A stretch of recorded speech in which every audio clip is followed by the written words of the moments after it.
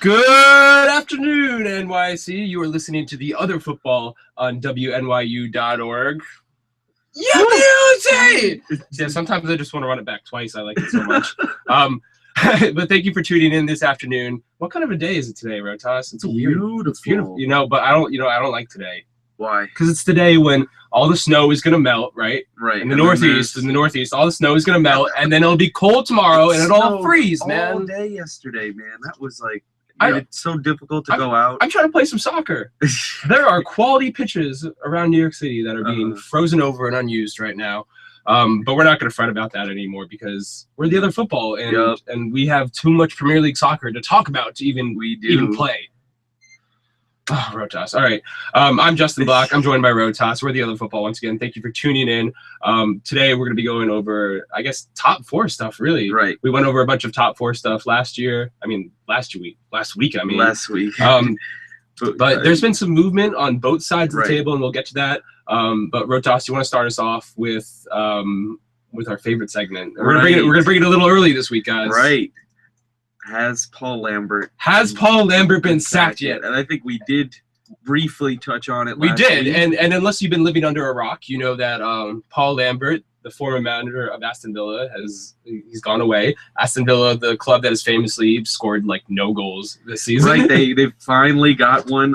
Tim Sherwood, really it was hilarious. So Sherwood's come in for So Sherwood was the manager of Tottenham last year. He took over when Andre Villas-Boas was fired. And I think actually Sherwood in like his introductory press conference or whatever with Aston Villa, he was like, yeah, based on my Tottenham legacy, I think I can really build on Aston Villa. Yikes.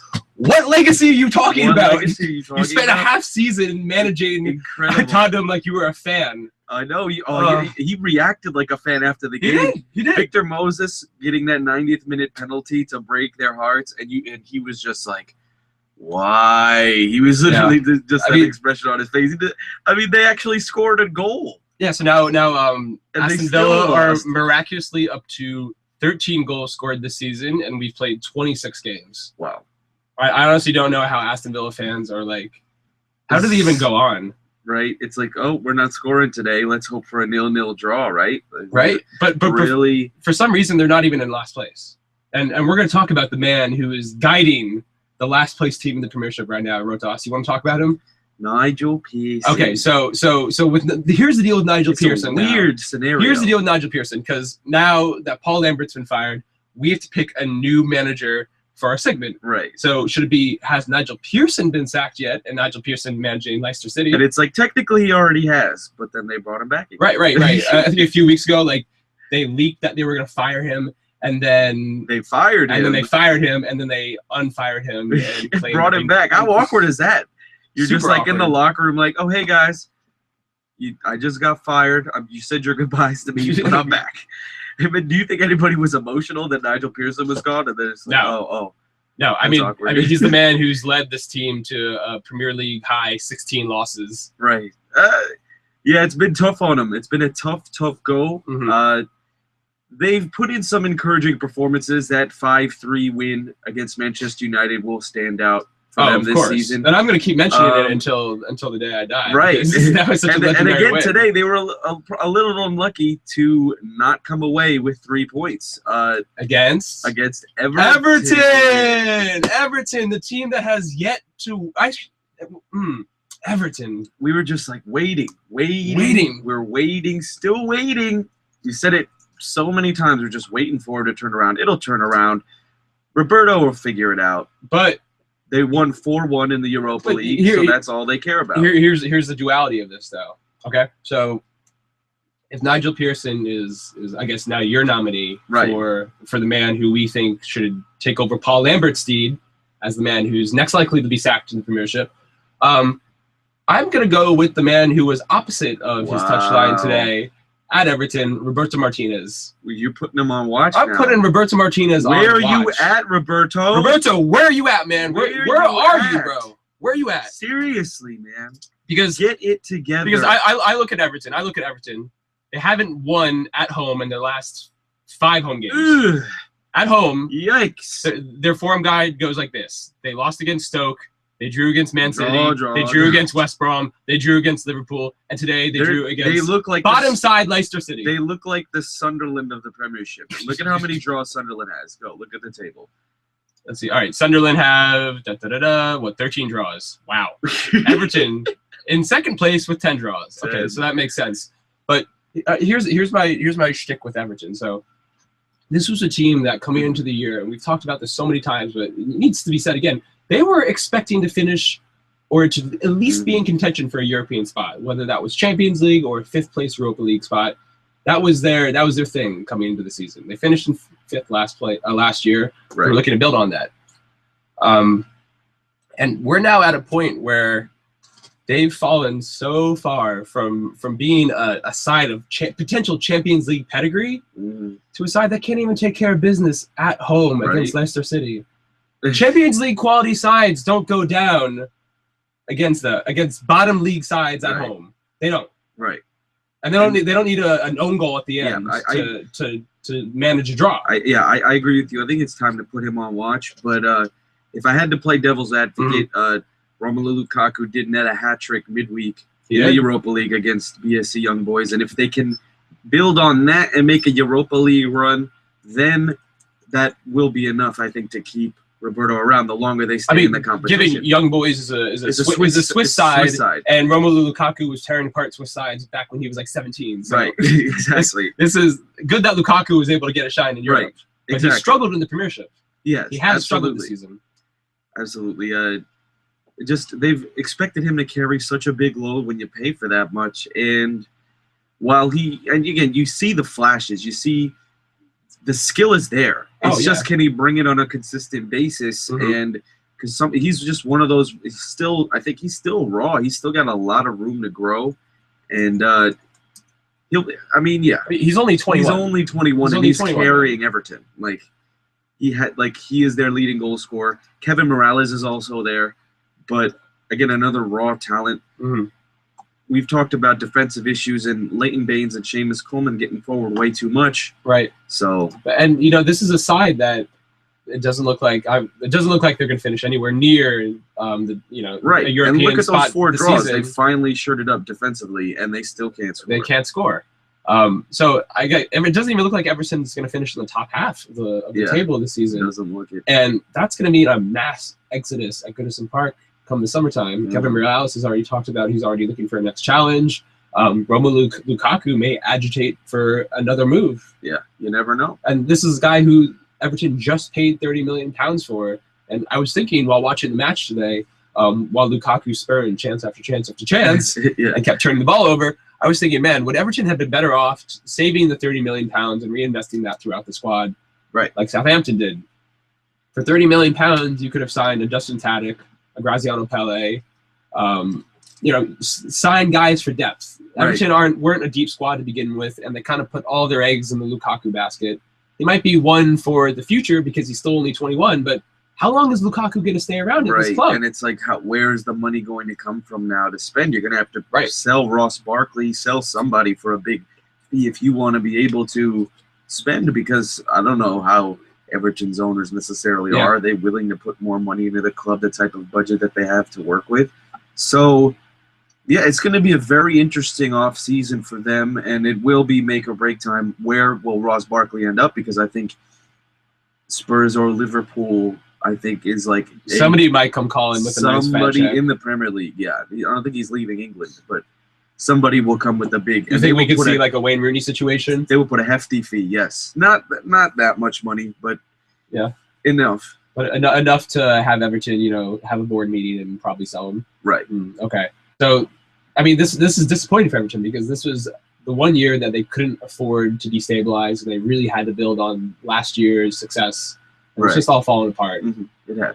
And as a Liverpool fan, that's great to see. But as a fan of the Premiership and as a fan of sides that I want to see do well with less money, invest smartly, play sustainable economic soccer. Yeah. This is sad to see. It is. It's a total disaster. And it might cost Roberto his job, but I do agree with you. Nigel Pearson is probably up next. Yes. Just because Leicester they suck. Yeah. They suck, man. Right. Oh my God. And maybe Tim Sherwood might get sacked again. Who knows? Right. By the end of the season, I mean, look at that. That's just L's. I just see L's. Oh, yeah. We're looking at the form guide for Aston Villa right now, and under lax 6 matches, just 6 L's. That just looks 6 awful. L's right across. That looks terrible. Oh, Lord, help. Yeah, Aston Villa haven't won since they beat Crystal Palace. Tim Sherwood needs some help. He needs some help. He's not even safe, too. He's not safe. There are only 12 games left, but who knows? Sherwood could be out with, 2 games left to go, and by then, who cares? Right, exactly. Aston Villa might be sunk. Exactly. Okay, so next week we're going to be asking, has Nigel Pearson been sacked yet? Have we settled on that? Yes. Okay, but Roberto Martinez, I want to put him on alert. On deck. On alert. Yeah. Just like how I put Brendan Rodgers on alert. On a watch list. Yeah, we got him. He could be on a watch list, although I think Roberto's in much more dire straits than Brendan Rodgers, which brings me to a beautiful segue about Liverpool's 2-0 win over Southampton today at St. Mary's. We hold on to our 4th place spot thanks to that. Thank you very much. Okay, so Rohtas, what does the table look like then for top 4? Like I said, I'm worried now because it seems if Arsenal it's only 1 point, but if Arsenal can maintain that 3rd spot, I think, like I said before, I think Liverpool's coming for that spot. Let's talk more about Liverpool. Do you mind talking about Liverpool a little bit today? I mean, we will. We just can't spend 10 minutes talking about Liverpool. Oh, I mean, we have 19 minutes left in the show, and I was going to spend 18 of them talking about Liverpool. If we could make it a Liverpool show every week. I got my India jersey, baby. I'm ready. Ready? Wait, what is that? Oh, it's cricket? Yes. Don't bring about cricket. Stop talking about cricket. That's the other English sport that nobody cares about. I know. But let's talk about Liverpool for a little bit. Coming into this match, I mean, for Liverpool, from here on out, every match is basically an elimination match for them if they want to get top 4. Last week, they had a gutsy win against Tottenham. This week, Southampton had traveled to St. Mary's. Southampton had all week to prepare for this match. Liverpool had to play. They possessed the ball very well. And they did. Liverpool had to play Besiktas midweek. Yep. That wasn't fun. That was challenging. That was a very difficult game. They had to play a tough game on Thursday. Demba Ba really roughing up Liverpool center backs. And then they had to come on Sunday and play Southampton. I didn't think Liverpool were going to win this game. I really did. Seemed very skeptical. I was skeptical, man. It was uncharacteristic of Southampton. I mean, I still think they did overall a decent job defending. The second goal was so uncharacteristic. It was. This is the tidiest defensive team in the Premiership. They're so good at just, getting interceptions, forcing their guys on the bad passes, and getting the ball up the field quickly. But that second goal, that really was defensive error. Yeah, and that was the death goal for them. Right, exactly, the dagger. And Forster probably could have done better on Sterling's shot, but I mean the first one from Coutinho, that's the best way to penetrate the best defense in the league. I mean, he must have taken that from 25 and just opened his body up and said, "I'm going to do it." It was the Coutinho shot that we've been waiting for like 3 years to see. He's so good at shooting from outside the 18 and missing spectacularly. A lot. But he curled this one in beautifully. It was a well-worked goal. But that didn't just because Coutinho scored early in the 3rd minute. I mean, I thought the game was still going to change a lot. Right. We saw penalty shouts at both ends. Simon Mignolet could have been sent off for potentially handling the ball outside of the penalty box. That's how I got sent off one time. Really? Yeah, my club days. Yeah. Why'd you handle the ball outside the penalty box? Because I was coming out. Yeah. And again, he tried to chip me, and I thought I was still in the box, but apparently the ref deemed I was not, and sure enough, I blocked it from going in with my hand. And that was red card, and I was like, "Oh my god!" Yeah. So Simon Mignolet was like so like close. It was like half of his body was over the line, and half of it wasn't. It was what NBCSN gave this explanation after the match. So Mignolet clearly was outside the penalty area, but the shot first hit his chest and then hit his arm. Oh. So the referee thought that wasn't intentional in that sense. But if you still look at the replay, Mignolet is coming out with his hands raised. He's got to be big, like he's a bear about to attack. Right, exactly, like a human being. Okay, yeah. And he still handled the ball, in my opinion. It should have been a sending off. The game should have been completely different. But if you really account for all the penalties and missed calls that referee Mike Friend, didn't act upon, the score should. His last name is Friend. No, Kevin Friend. Kevin Friend. His last name is Friend, though. Yes. Wow. Unbelievable, right? There's a referee in the Premiership named Friend. But Liverpool could have easily been down like 3-2 with 9 men and against 10 men Southampton because there are penalty shouts and potential red cards at both ends. Yeah. So for Southampton to really not be able to rebound from that at home, that has to be disappointing to them. I don't think when was the last time they've won a match now? They're stumbling. They're stumbling a little bit now again. Let's see, they lost to Liverpool. They drew against West Ham last week. And their only victories recently have been 2 over QPR. Right. So they're back to playing, tougher opponents and not necessarily getting the results they need. Mm-hmm.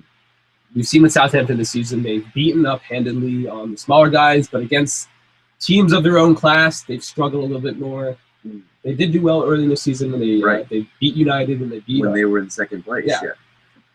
But I don't know. It looks like Southampton might be... we touched on it when I still think they're hanging around, man. They're still going to hang around. They're hanging around with the schedule. Yeah, we talked about that last week. So, I think from a Liverpool perspective, this is just, like I said, everything's coming together now.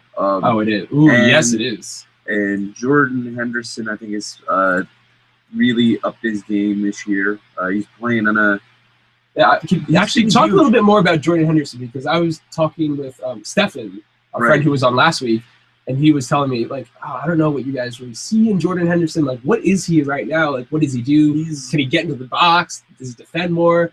But I think the myth that Jordan Henderson isn't a creative player is alive and well, and we need to kill it. Rohtas, kill it off right now. Right. I think he's a two-way player. I think he can be that nitty-gritty guy in the midfield to win the ball back, that can be physical, because he's been a workhorse, in there. But then also when he gets forward, he's been the important guy to link up the play between Coutinho and Sturridge.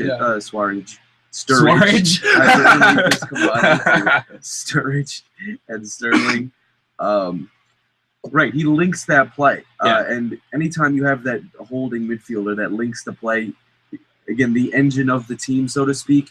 He's not going to necessarily wow you all the time with his creativity, but he can do it. If you're going to ask him to, be a cold-blooded finisher, I don't know if he can do that. But he's not going to slice you open with a dribble and then, play a killer pass. He's not like a sexy player, but he's just a sure-handed, extremely solid player on both ends. And I think that the stats this season have shown, right? Exactly.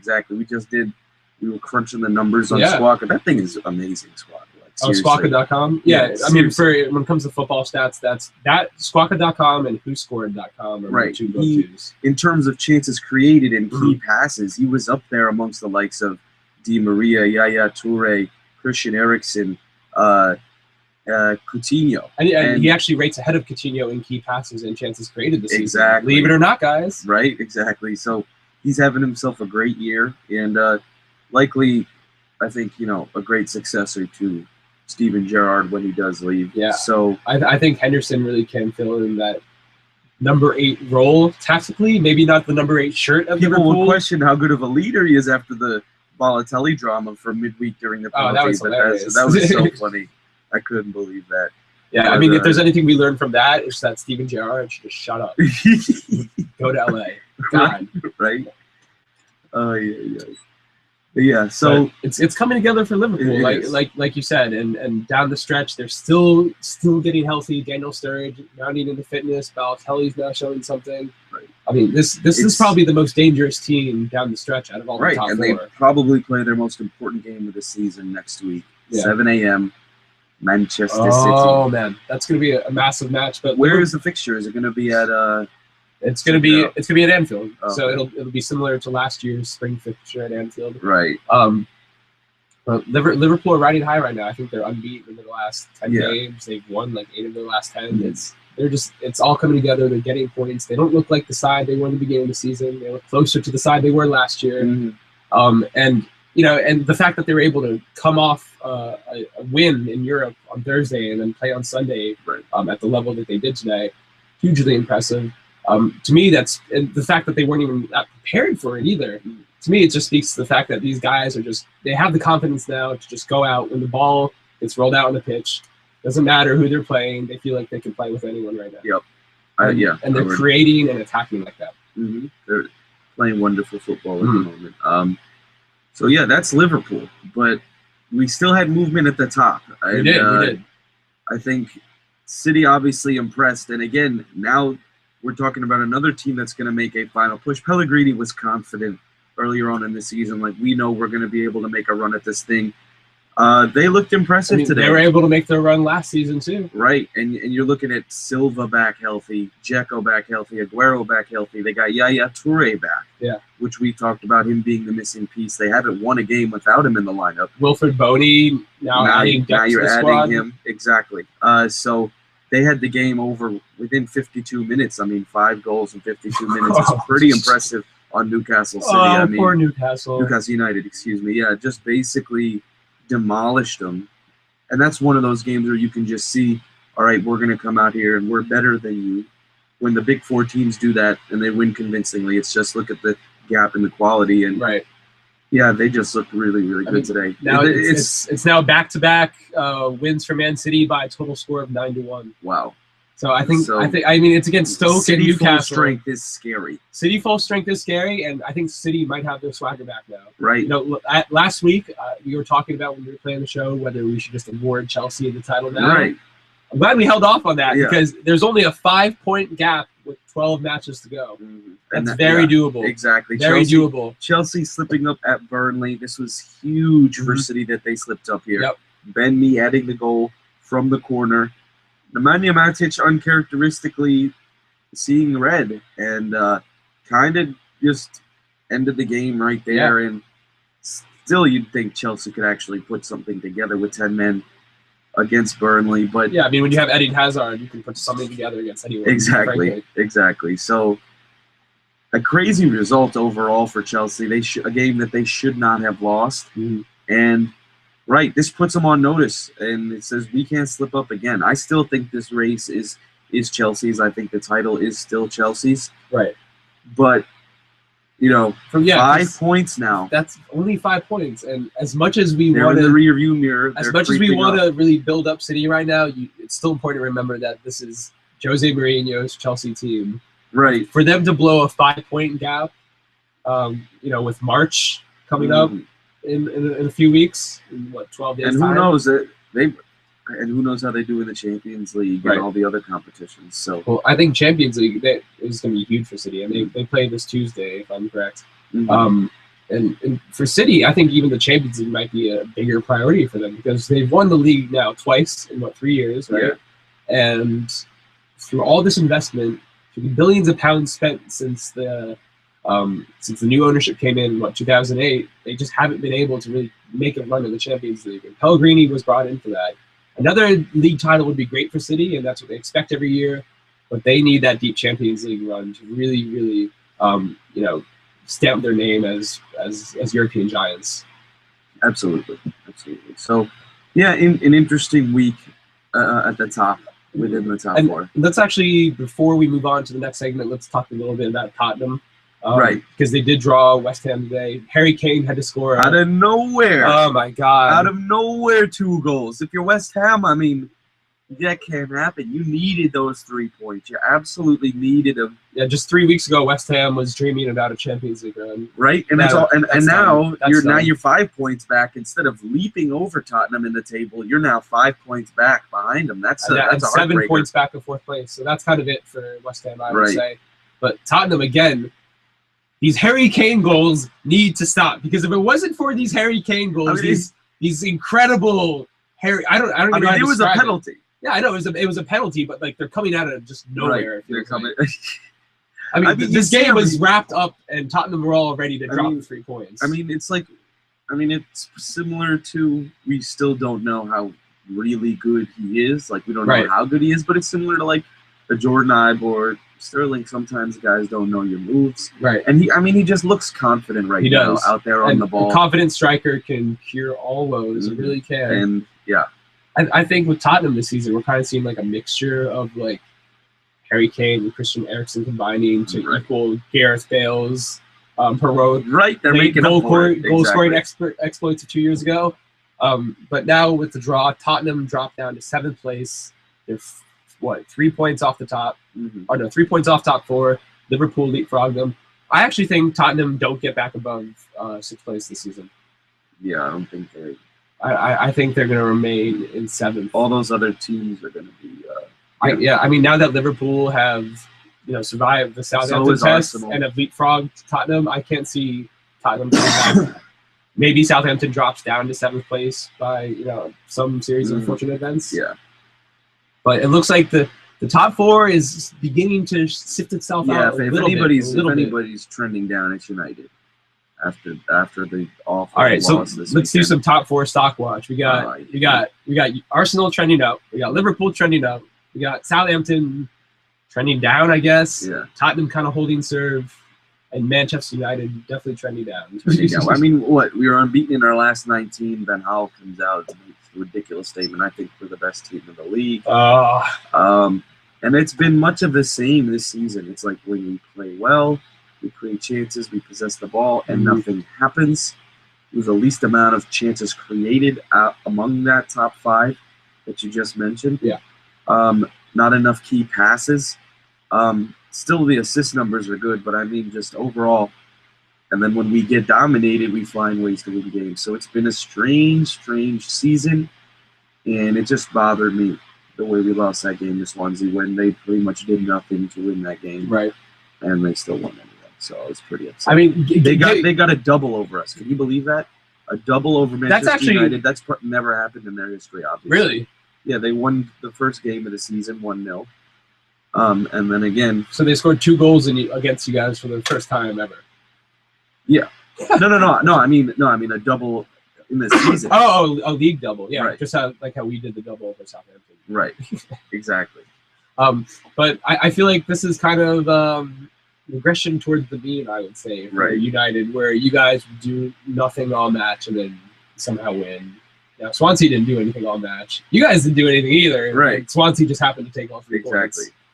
Oh, it's funny how things are working out for you guys. Rohtas, do we want to talk about next week's fixtures a little bit before we wrap up? Right. We have so the game of the week, as you alluded to. Liverpool City. Liverpool City! It's going to be a lot of fun. A lot of fun. 2 teams playing really, really well at the moment. But for me, City full strength is just looking too scary for me, I think. And while I think they look back on last year. I think they remember last year, that loss. And I think they come out and send a message. I really do. You mean they're going to come to Anfield and stamp us? Mm-hmm. Oh. You're getting nasty with me? I was singing the praises of Liverpool, but I think City, when they're all those guys, I mean, watching that 5-0 just demolition job, they didn't even have to try. It looked like they were barely trying. They just looked like a team that, like, I'm seeing FIFA passes out there on the pitch. David Silva's picking out passes left and right. Who do you stop on that team now that they're all out there on the pitch? Who do you stop? And if Lovren plays, who knows? Right? I mean, Liverpool are dealing with some injuries now. Mamadou Sakho has a hip injury. He's Liverpool's best center back, or traditional center back, I should say. That's a huge blow. Lucas is still out.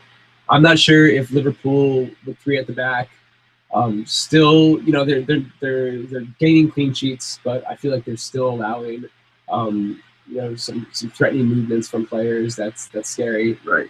Southampton should have definitely had a goal today. I just don't see them. I'm confident. I think it's gonna be a draw. Okay. They could. I honestly I think they remember last year what that win meant for. I mean, that win meant a lot for Liverpool at the time. You think City are gonna get revenge? I think they get revenge. I think their mindset is too good. I think it's too good. All right, we'll see. It's at 7 a.m. next week, so set your alarm, guys, and don't go out the night before. I'm still going out though. And our first row of sports match of the week next week will be what we decide on. West Brom, Southampton. Just because West Brom are on a bit of a little hot streak right now. They're actually taking points. Right. And I want to see how Southampton responds. Yes. So that'll be huge. But that's all we have for this week, guys. Thank you for tuning in. The top 4 moves on. Rohtas, we'll see how India does in cricket. They won last night. Woo!